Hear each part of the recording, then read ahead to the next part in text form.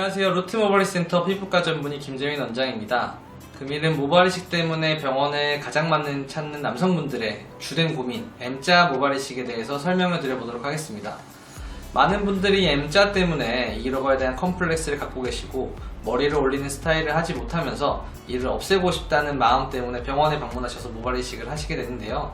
이렇게 M자에 대한 모발이식을 할 때 어떤 것들을 좀 신경 쓰면 좋을지, 어떤 것들을 수술하시는 선생님과 상담하면 좋을지에 대해서 설명을 드려보도록 하겠습니다. 가장 먼저 M자 모발이식에서 가장 중요한 거는 헤어라인 위치의 결정입니다. 우리가 헤어라인의 위치에 대한 결정은 이제 여러 가지 의미가 있겠는데, 제가 설명드리는 건 헤어라인의 높이라고 보시면 되겠습니다. 많은 분들이 이제 이마가 좁은 것들을 선호하시기 때문에 무작정 헤어라인을 낮추는 것들을 많이 선호를 하시는데요. 너무나 많은 높이를 낮추게 되면은 얼굴 크기는 그대로인데 밖에 있는 면적이 줄어들어서 얼굴이 더 커져 보일 수 있고 답답해 보이는 인상을 줄 수 있기 때문에 많이 낮추지 않는다는 설명은 누구나 알고 계실 겁니다. 그러면 이러한 것들을 어떻게 생각을 하면 좋냐라는 거는 이제 얼굴에 대한 비율을 한번 생각하면 되는데요. 일반적으로 젊은 남성분들 같은 경우에는 이 미간에서 헤어라인 높이까지 한 6-7cm 정도, 나이가 많으시거나 머리가 많이 빠지신 분들은 7에서 9cm 사이에 보통 헤어라인을 결정하는 게 일반적이라고 생각하시면 되겠습니다. 이러한 헤어라인을 결정함에 있어서 헤어라인을 내릴수록 빈 공간에 모발을 심어야 되는 게 훨씬 더 많아지기 때문에 이렇게 헤어라인 내릴 때에는 여러 가지를 또 고민을 하셔야 되는데요. 우리가 나이가 지나면서 탈모가 지속적으로 발생을 하게 되어 있습니다. 남성형 탈모든 노아이에는 탈모든 모발은 빠지게 되어 있고요. 만약에 이러한 헤어라인을 너무 내렸을 경우에는 모발의 개수는 한정되어 있으므로 저희가 뒤에 원래 있는 모발에 심어야 되는 모발의 개수가 상당히 적어질 수밖에 없습니다. 이러할 경우에는 탈모가 진행이 됐을 때 헤어라인을 높이 설정하여 수술하신 분보다는 훨씬 더 탈모의 진행 속도가 빨라지다고 느낄 수도 있고 또 보여지는 것도 더 심해지게 됩니다. 따라서 이러한 추후에 대한 대비를 하시고 싶은 분은 이제 헤어라인을 낮추고 싶은 욕구가 있더라도 조금은 욕심을 좀 줄이시고 헤어라인을 높게 설정하는 게 더 좋다고 생각하시면 되겠습니다. 그럼에도 불구하고 내가 이제 헤어라인 낮추고 싶다고 하면은 이제 탈모약을 꾸준히 먹고 관리를 하시면서 이제 모발이 최대한 빠지지 않도록 관리를 하시는 게 좋겠습니다. 또 두 번째로 생각을 해야 될 부분은 이제 옆에 측두부에 대한 라인인데요. 이제 M자가 진행이 되면서 측두부도 많이 빠진 분들이 발생을 하는 것 같습니다. 측두부가 당연히 좋은 분들도 있겠지만 우리가 일반적으로 측두부라고 하게 되면은 이렇게 각진 형태로 눈썹과 가까운 사이의 거리를 있는 걸 볼 수 있는데, 이런 것들이 너무 뒤로 밀려 있다고 하게 되면은 이 빈 공간이 커져 보이기 때문에 탈모에 대한 게 훨씬 더 눈에 띄게 됩니다. 이러한 경우에는 측두부를 보강하는 수술도 모발이식하면서 같이 진행을 하게 되는데요.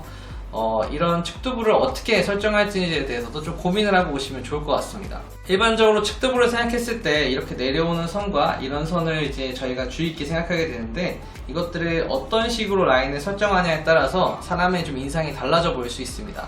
특히나 여자분들 같은 경우는 남자가 이제 각진 형태의 헤어라인 각도를 선호하는 것과 다르게 둥근 형태를 많이 하시게 되는데, 잘 모르시는 분들은 남성분들 경우에도 좀 둥글게 헤어라인을 해달라고 하는 경우가 많이 있는 것 같습니다. 이럴 경우에는 인상이 좀 너무 둥글둥글하게 보이게 되고 또 결과적으로도 좀 안 좋은 결과가 있기 때문에 조금은 남자분들 같은 각진 형태를 하시는 게 좋고, 측두부가 어느 정도까지 채워졌으면 좋겠는지 수술하시는 분과 상담을 해주시면 더 좋은 결과를 얻으실 수 있을 것 같습니다. 세 번째로 좀 고민을 해야 될 부분은 M자 헤어라인의 이제 방향인데요. 젊은 분들 같은 경우는 조금 더 이제 일자로 평행하게, 지면과 평행하게 수술하는 경우가 많고, 저희가 일반적으로 수술을 권해드릴 때는 탈모가 많이 진행 상태이기 때문에 어느 정도는 살짝 올라가는 형태, 살짝 인위적인 M자가 있는 형태로 많이 수술을 권해드리게 됩니다.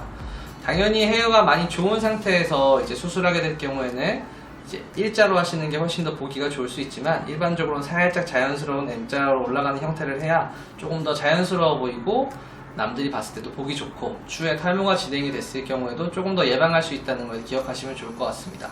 마지막으로 주의 있게 해야 되는 이제 밀도에 대한 부분인데요.